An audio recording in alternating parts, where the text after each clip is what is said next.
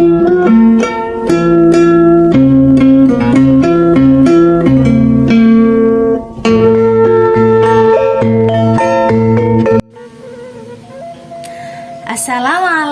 warahmatullahi wabarakatuh. Salam literasi, sampurasun.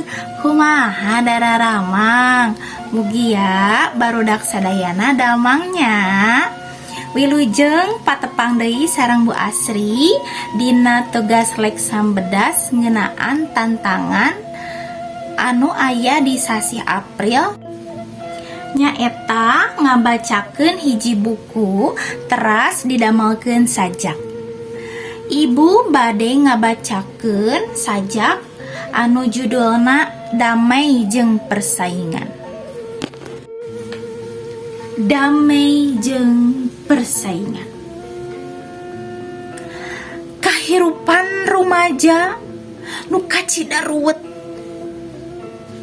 nu mika butuh tindakan jeung atensi sorangan.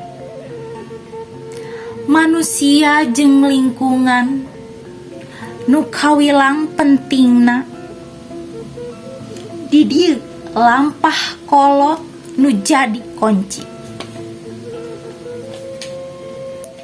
Saingan mangrupa bumbu kahirupan nu sok ditepungan dina hirup.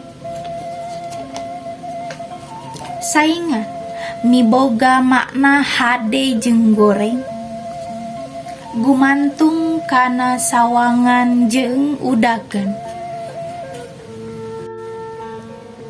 Rasa iri, hamo eleh tinekanan nu jadi sabab ngaronjatna rasa bajoang, ngatur emosi, ngungkapkeun rasa teu panuju.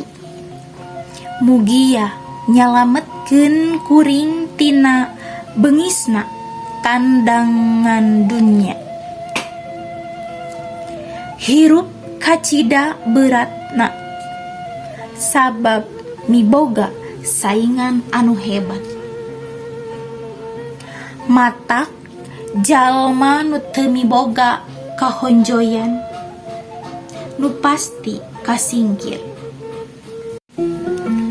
Barudak anu ku ibu dibanggakeun, rupina sakitu wae anu kapihatur, hatur nuhun kana sadaya perhatosanana, hapunten kana samudaya kalupatan, mugia aya manfaatna. Saninten buah saninten dibawa ke parapatan, hapunten ibu hapunten pilih aya kalepatan. Wassalamualaikum warahmatullahi wabarakatuh. Salam literasi.